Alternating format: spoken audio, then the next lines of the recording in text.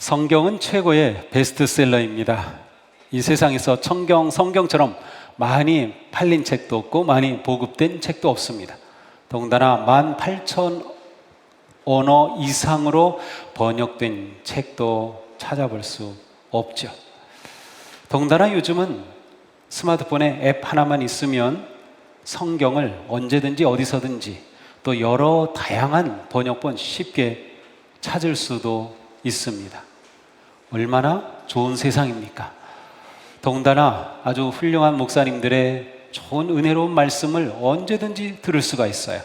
어디서도 들을 수가 있어요. 골라서 들을 수도 있어요. 자, 그런데 말이죠, 지금은 이처럼 말씀과 성경의 홍수 속에 살아가는 시대, 기독교 2000년 역사 가운데 이처럼 말씀을 가까이 할 수 있고 설교를 가까이 할 수 있는 시대는 없었습니다. 그런데 한번 생각해 봅니다. 우리는 기독교 2000년 역사 중에 가장 행복하게 사는 성도인가요? 우리는 성경의 은혜와 복을 충분히 누리며 살고 있는가? 오늘 말씀을 통해 야고보 사도는 말씀이 역사하시고 말씀이 주시는 은혜와 복의 세계로 우리를 초대하십니다. 우리가 말씀의 은혜와 복을 누릴 수 있도록 우리에게 아주 쉽게 단계적으로 그 길을 안내해 주고 있습니다. 말씀의 복을 누리며 성장하는 첫 번째 단계는 하나님의 말씀을 잘 받아들이는 것입니다. 말씀을 잘 받아들이셔야 돼요. 자, 우리 함께 읽어보겠습니다. 더러움과 넘치는 악을 모두 버리고 온유한 마음으로 여러분 속에 심어주신 말씀을 받아들여야 합니다. 아멘. 그렇습니다. 말씀을 잘 받아들이라는 것입니다. 자, 근데 여기 보니까 하나님께서는 여러분 속에 심어주셨다. 말씀을 심어주셨어요. 마치 씨앗을 뿌려서 심어주듯 그렇게 우리에게 말씀을 주셨다는 겁니다. 그러므로 그 말씀을 잘 받아들이라는 거예요. 여기서 받아들여라고 하는 단어의 숨겨진 뜻은 크게 기쁘게 환영하며 맞아들이라는 것이에요. 그러니까 말씀을 받을 때 기쁘게 받아들이는 겁니다. 말씀을 받아들일 때 즐겁게 받아들이는 것이에요. 아멘 아멘 하면서 그 말씀을 받아들이는 그러한 의미를 가지고 있어요. 그러니 우리는 말씀을 잘 받아들여야 돼요. 자, 그러면 어떻게 우리가 말씀을 잘 받아들일 수 있을까요? 무엇보다 먼저 집중하여서 말씀을 들어야 합니다. 집중해서. 19절입니다. 함께 읽어볼까요? 듣기는 빨리 하고 말하기는 더디하라. 아멘. 그렇습니다. 여기서 빨리 하라라는 말씀은 준비하고 집중하라라는 뜻입니다. 우리가 자기가 말하는 동안에는 상대방의 말을 잘 듣지 못합니다. 잘 들으려면 우리가 말하는 것을 멈춰야 합니다. 그러니까 말씀을 잘 들으려면 듣기는 잘 해야 돼요. 말하기는 더디하라, 그런 뜻이에요. 그리스도의 삶은 말하기보다 듣기에 집중하는 삶입니다. 굉장히 중요합니다. 기도도 마찬가지예요. 내가 막 기도하는 것보다 하나님께서 뭐라고 말씀하신지 듣는 기도가 더 중요해요. 그리스도의 삶이 그렇습니다. 우리는 듣기를 잘해야 하는 것이죠. 그래서 하나님께서는 입은 하나 주셨고 귀는 2개 주셨어요. 괜히 그렇게 하신 게 아니에요. 만약에 귀를 하나 주시고 입을 2개 주셨다면 우리는 먹는 거 좋아하고 말하는 거 좋아하고 막 그럴 거예요. 근데 하나님께서 우리가 말하기보다 듣기를 잘하라, 그렇습니다. 하나님이 부르실 때 어린 사무엘은 이렇게 대답하였죠. 말씀하옵소서, 주의 종이 듣겠나이다. 이것이 말씀을 잘 듣는 마음입니다. 우리에게는 이와 같은 듣는 귀가 필요합니다. 말씀을 잘 경청해야 합니다. 우리가 일상 속에서도 경청할 줄 안다면 우리는 그 사람의 마음을 얻을 수 있어요. 공감하는 경청은 누구에게나 마음을 얻는 최고의 길입니다. 하나님의 말씀에 대해서도 우리는 경청할 수 있어야 합니다. 하나님은 우리가 귀를 기울여 말씀을 들을 때 너무도 기뻐하십니다. 잘 듣는 그 성도를 하나님은 너무도 기뻐하시는 거죠. 믿음은 들음에서 생기고 들음은 그리스도를 전하는 말씀에서 비롯되기 때문입니다. 성숙한 성도는 언제나 집중해서 말씀을 듣습니다. 우리 모두 들을 귀가 있는 그러한 복된 성도가 되기를 바랍니다. 그 다음은 노하기를 더디하라입니다. 노하기를 더디하라. 하나님의 말씀을 잘 듣고 받으려면 우리의 마음에 여유가 있어야 돼요. 만약 우리의 마음에 온갖 감정과 문제로 복잡하다면 말씀의 씨앗이 뿌려질 때 이 안에 담기지 못하고 튀어나갈 수밖에 없어요. 세상 염려와 갈등과 분노로 가득한 마음으로는 말씀을 잘 받아들일 수가 없습니다. 분주함과 분노와 온갖 감정으로 가득 차 있는 우리의 마음을 정리해야 합니다. 노하기를 더디해야 되는 거예요. 이 말씀은 노하기를 천천히 노하라 그런 뜻이 아니라 노하기를 더디하라, 노하기가 없게 만들라는 거, 우리 마음을 그렇게 준비하라는 거예요. 야고보 사도는 뭐라고 말씀합니까? 노하는 사람은 하나님의 의를 이루지 못한다고 말씀해요. 노하는 그 마음에 말씀이 들어올 수 없고 말씀이 없으니 하나님의 뜻을 알 수 없고 하나님의 의가 이루어질 수 없는 것입니다. 노하는 마음으로는 말씀이 어떠한 뿌리도 내릴 수 없고 열매도 맺을 수가 없게 되는 겁니다. 우리의 분노는 보통 문자와 말로 표현이 됩니다. 따라서 분노를 더디한다는 것은 우리의 언어를 부드럽게 가꾸는 것과 연결이 됩니다. 잠언에 말씀하죠. 부드러운 대답은 분노를 가라앉히지만 거친 말은 화를 돋운다. 그러니 우리는 말씀을 잘 받기 위해서 항상 우리의 마음을 여유롭게 준비해야 합니다. 여유롭게 준비해야 돼요. 기도와 찬양과 예배로 우리의 온갖 분노와 감정과 상념을 내려놓고 말씀이 들어와 자리 잡을 수 있는 그러한 넉넉한 여유 있는 마음으로 준비해야 돼요. 그래야 우리는 말씀을 잘 받을 수가 있습니다. 자, 다음으로는 말씀이 오는 통로를 깨끗하게 청소해야 합니다. 21절이죠. 더러움과 넘치는 악을 모두 버리고. 자, 여기서 더러움과 넘치는 악은 히라버로 귀지라는 뜻이에요. 귀지. 자, 귀지가 꽉 차 있으면 어떻게 됩니까? 잘 안 들리죠. 잘 안 들립니다. 바로 그것을 지금 말씀하는 거예요. 죄가 우리의 마음의 귀를 막아서 말씀이 들어오지 못하게 한다는 거죠. 그래서 그것을 어떻게 모두 버리라는 것입니다. 그러므로 우리는 말씀을 잘 받아들이기 위해 말씀의 통로를 깨끗하게 청소해야 합니다. 깨끗하고 청결하게 열린 귀를 통해서 하나님의 말씀이 우리 가운데 잘 다가오게 되는 것입니다. 우리는 어떻게 귀지를 제거할 수 있을까요? 어떻게 깨끗하게 할 수 있을까요? 사도 요한이 정답을 말씀해 주셔요. 함께 읽겠습니다. 우리가 우리의 죄를 자백하면 하나님은 믿어오시고 의로우셔서 우리의 죄를 용서해 주시고 모든 불의에서 우리를 깨끗하게 해 주실 것입니다. 아멘. 그렇습니다. 우리의 죄를 회개함으로 귀지를 깨끗하게 치워버리는 거예요. 그래서 말씀이 우리에게 잘 다가오게 되죠. 그렇게 되면 말씀의 그 놀라운 은혜와 복이 우리에게 가까이 다가오게 될 것입니다. 자, 이제 마지막으로 우리는 말씀이 뿌려질 우리의 마음 밭을 옥토로 가꿔야 합니다. 여유가 생긴 마음 밭에 말씀이 잘 뿌려지도록 토양을 가꾸는 겁니다. 함께 읽겠습니다. 온유한 마음으로 여러분 속에 심어주신 말씀을 받아들여야 합니다. 아멘. 이것은 마음의 자세와 태도를 말합니다. 굳은 마음에는 씨앗이 뿌려질 수가 없어요. 귀지도 청소되고 다 청소돼서 이제 말씀이 뿌려질 마음이 준비는 되었는데 말씀이 굳어요. 그러면 그 말씀이 씨앗을 받지 못하는 거예요. 그래서 온유한 마음이 되어야 된다고 말씀하는 겁니다. 분노의 돌과 죄악의 귀지를 제거하여 우리의 마음을 더욱 온유하고 부드럽게, 다시 말하면 우리는 겸손한 마음으로 말씀을 받아야 하는 것이에요. 완전히 흡수할 수 있게 우리의 마음이 부드러워야 하는 것입니다. 그때 말씀의 은혜와 복이 우리에게 임하는 것이죠. 말씀을 받는 우리의 마음과 태도는 어떻습니까? 항상 온유한 마음으로 말씀을 받아들이시기 바랍니다. 순종하는 마음으로 겸손하게 말씀을 받으시기 바랍니다. 그때 말씀의 은혜와 복이 우리에게 저절로 다가오게 될 것입니다. 자, 우리는 말씀의 은혜와 복을 누리는 첫 단계를 봤어요. 그것은 말씀을 잘 받아들여라. 그죠? 말씀을 잘 받아들이기 위해서 우리는 말씀에 집중해라, 노하기를 더디하라, 귀지를 제거하라, 겸손한 마음을 가지라. 자, 두 번째 단계는 무엇입니까? 그것은 말씀의 거울에 자신을 비춰보는 것입니다. 말씀의 거울에 자신을 비춰보는 것. 이제 말씀이 내게 들어왔으니까, 말씀을 받았으니까 그 말씀에 자기를 비춰보는 것입니다. 함께 읽겠습니다. 말씀을 듣고도 행하지 않는 사람은 있는 그대로의 자기 얼굴을 거울 속으로 들여다보기만 하는 사람과 같습니다. 이런 사람은 자기의 모습을 보고 떠나가서 그것이 어떠했는지를 곧 잊어버리는 사람입니다. 그렇습니다.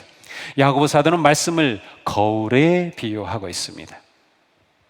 오늘 아침에 일어나서 다 거울 보고 오셨죠? 그러신 것 같아요. 얼굴에 뭐 묻은 분 하나 없고요. 마스크도 아주 딱 바르게 다 이렇게 착용하고 계신 거 보니까 거울을 보신 게 분명합니다. 그렇죠. 우리는 하루에도 화장실에 다녀올 때마다 거울이 보이면 이렇게 비춰봅니다. 거울은 우리의 외모, 겉으로 드러난 모습이 어떠한지를 비춰준다면 하나님의 말씀은 우리의 내면을 비춰줍니다. 그렇습니다. 매일 거울을 쳐다보면서 우리의 매무새를 바로잡듯이 성숙한 성도는 늘 말씀을 통하여 자신의 모습을 비춰보고 자신의 마음을 새롭게 합니다. 우리는 거울을 볼 때 실은 거울을 보는 게 아니라 무엇을 봅니까? 자기를 봅니다. 여러분, 거울을 보면서 거울 봅니까? 아니면 자기를 봅니까? 자기를 보죠. 네, 그렇습니다. 말씀이 또 그와 같아요. 우리는 말씀을 받아서 볼 때 그 말씀을 통해 나를 보게 되는 거예요. 우리의 내면을, 우리의 신앙을, 우리의 영을 보게 되는 것이죠. 이처럼 우리는 말씀을 통해서 자신을 잘 살펴볼 수 있습니다. 말씀은 영혼의 거울이 되어서 우리의 마음의 실체를 드러내기 때문이죠. 히브리서 4장 12절에 이렇게 말씀합니다. 하나님의 말씀은 살아있고 힘이 있어서 어떤 양날칼보다도 날카롭습니다. 그래서 사람 속을 꿰뚫어 혼과 영을 갈라내고 관절과 골수를 갈라놓기까지 하며 마음에 품은 생각과 의도를 밝혀냅니다. 그래요. 말씀은 거울이기 때문에 우리의 마음에 숨은 것, 내가 감추려가는 것 그대로 다 드러내요. 내 속셈 다 드러내는 겁니다. 이것이 말씀의 능력이며 은혜입니다. 말씀의 거울에 자신을 잘 비춰보는 성도는 믿음이 깊어지고 성장하게 되어 있어요. 야고보 사도는 말씀의 거울에 자신을 잘 비춰보도록 어떻게 비춰볼지 그 방법도 지금 말씀해 주고 있어요. 자, 첫 번째는 주의 깊게 읽고 관찰하는 것입니다. 25절에 율법을 잘 살피고 라고 되어 있어요. 말씀을 주의 깊게 읽고 관찰하라, 그런 뜻입니다. 율법을 잘 살펴라, 주의 깊게 읽고 관찰하라. 말씀을 가지고 세심하게, 관심을 가지고 세심하게 말씀을 들여다보는 것이죠. 우리는 거울을 주의 깊게 보듯이 말씀을 주의 깊게 읽으면서 말씀의 내용과 뜻을 잘 살펴야 합니다. 성경을 읽을 때, 또 설교를 들을 때 무슨 내용인지, 무슨 뜻인지를 잘 살피는 것입니다. 내가 회개해야 할 죄가 있는지, 내가 붙잡아야 할 하나님의 약속이 있는지, 내가 바꿔야 할 태도가 있는지, 지켜야 할 명령은 무엇인지, 따라야 할 본이 있는지, 기도해야 할 제목이 있는지, 믿어야 할 진리가 무엇인지, 감사해야 할 것이 무엇인지, 이러한 것들을 말씀을 읽으면서 세심하게 살피라는 겁니다. 이렇게 할 때 말씀의 지식이 풍성해집니다. 말씀의 지식이 깊어지는 것입니다. 자, 이렇게 주의 깊게 읽고 관찰한 다음에는 어떻게 했냐? 그 말씀을 되새김질하는 겁니다. 말씀을 되새김질하는 거예요. 25절에 잘 살피고 라고 하는 단어에는 보고 또 본다라는 뜻도 있습니다. 보고 또 본다, 반복을 말합니다. 이는 계속해서 말씀을 되새김질하라는 뜻이죠. 이렇게 말씀을 되새김질하는 것을 뭐라고 합니까? 묵상이라고 합니다. 묵상이란 단어 뜻이 되새김질한다는 뜻이에요. 묵상은 말씀의 지식이 삶의 양식이 되게 하는 것이에요. 말씀의 지식이 잘 읽고 관찰하라 그랬죠. 그래서 말씀을 알게 되었어요. 그 뜻을 알게 되었어요. 그 지식이 우리의 삶의 양식이 되게 하는 과정이 바로 묵상인 겁니다. 성도는 말씀을 잘 되새김질할 때 말씀의 양분을 충분히 얻습니다. 성도는 말씀 묵상을 통해 자신의 내면과 모습을 잘 살피게 됩니다. 그래서 우리가 이렇게 주일에 설교 있으면 이 설교 내용을 가지고 소그룹 모임을 갖고 있죠. 바로 계속 되새겨야 되기 때문이에요. 그거 잘하면 말씀의 은혜를 누리게 되는 것입니다. 시편의 시인은 내가 주의 법을 얼마나 사랑하는지 온종일 그것만을 깊이 생각합니다 라고 고백했어요. 주의 법을, 말씀을 얼마나 사랑하는지 온종일 그거를 생각해요. 되새기고 또 되새기는 거죠. 믿음이 성장하는 사람은 언제나 주님의 말씀을 깊이 생각하고 그 말씀이 마음에서 떠나지 않습니다. 예수님은 너희가 나의 말에 머물러 있으면 너희는 참으로 나의 제자가 된다고 말씀하셨어요. 우리가 예수님의 제자라면 제자는 어떻게 하는 사람? 주님의 말씀 안에 항상 거하는 사람입니다. 우리가 말씀 안에 머물 때, 그 말씀의 거울을 비춰볼 때 끊임없이 우리는 승리의 삶, 성장하는 삶, 바른 삶을 살게 됩니다. 여호수아가 모세의 뒤를 이어서 이스라엘의 지도자가 되고 그들을 가나안 땅으로 이끌고 가야 됐을 때 하나님께서 여호수아에게 주신 말씀이 이렇습니다. 이 율법책의 말씀을 늘 읽고 밤낮으로 그것을 묵상하여 이 율법책에 쓰인 대로 모든 것을 성심껏 실천하여라. 그리하면 네가 가는 길이 순조로울 것이며 네가 성공할 것이다. 아멘. 우리 성공하기 원하지 않습니까? 우리 승리하기 원하지 않습니까? 바로 그 길이 말씀에 있습니다. 말씀을 주야로 묵상하라고 하였어요. 말씀에 쓰여진 대로 실천하라고 하였습니다. 성도의 건강한 삶은 말씀이 결정합니다. 그래서 우리는 말씀을 잘 먹어야 합니다. 건강을 지키려면, 성장하려면 말씀이 우리에겐 너무도 중요합니다. 이처럼 성도의 성공은 말씀에서 읽는 것으로, 말씀이 다가오는 것으로, 받는 것으로 시작하여 말씀을 묵상함으로 성장하고 이제 어떻게 될까요? 말씀을 실천함으로 열매를 맺게 되는 겁니다. 말씀을 받아 주의 깊게 읽고 말씀의 거울에 자신을 비춰보며 묵상하는 삶은 다음 단계로 우리를 이끌어가고 그렇게 완성이 됩니다. 말씀을 받은 목적, 말씀을 묵상하는 목적이 있어요. 그것은 바로 말씀을 실천하는 것입니다. 말씀을 실천하셔야 됩니다. 이것이 초점이에요. 말씀을 실천하지 않는다면 우리가 말씀을 읽은 것, 말씀을 받은 것, 말씀을 묵상한 것 다 의미 없는 그냥 굳은 지식이 되고 맙니다. 야고보 사도는 말씀합니다. 함께 읽겠습니다. 율법을 잘 살피고 끊임없이 그대로 사는 사람은 율법을 듣고서 잊어버리는 사람이 아니라 그것을 실행하는 사람입니다. 아멘. 말씀을 듣고 잊어버리는 것은 마치 거울을 보고 잊어버리는 것과 같아요. 여기 뭐가 묻었네 하고서는 돌아서서 지우지 않아요. 다 잊어버리는 거죠. 말씀의 침해 현상이 나타나는 겁니다. 그러므로 우리는 말씀을 잘 기억해야 합니다. 어떤 성도님들은 설교를 들으면서 메모를 열심히 하고 기록합니다. 잘하는 것이에요. 지금도 기록하고 계신 분들이 이렇게 눈에 띕니다. 얼마나 좋은 습관인지 모릅니다. 말씀을 잘 기억하기 위한 좋은 방법이 기록입니다. 히브리서 2장 1절에 우리는 들은 바를 더욱 굳게 간직하여 잘못된 길로 빠져드는 일이 없어야 마땅하겠습니다 라는 말씀이 있어요. 그런데 들은 바를 더욱 굳게 간직하여 라고 하는 이 표현을 영어 성경에서는 writing down, 기록하여 라고 번역하였어요. 기록하는 게 간직하는 겁니다. 너무도 좋은 습관이에요. 여기서 야고보 사도는 말씀을 기억하는 것이 말씀을 실천하는 것과 같은 뜻으로 사용하고 있습니다. 말씀을 실천하는 것은 말씀을 몸으로 기억하는 것입니다. 참된 믿음의 사람은 말씀을 기억하고 실천하는 사람입니다. 말씀을 묵상하고 기억하여 실천하면서 우리는 성장하는 것입니다. 그러므로 야고보 사도는 크게 외칩니다. 말씀을 행하는 사람이 되십시오. 그저 듣기만 하여 자신을 속이는 사람이 되지 마십시오. 말씀을 행하는 성도가 참된 성도입니다. 말씀을 행하는 믿음이 진짜 믿음입니다. 야고보 사도는 심지어 이렇게 말씀했어요. 사람이 해야 할 선한 일이 무엇인지 알면서도 하지 않으면 그것은 그에게 죄가 됩니다. 이것도 죄였네요.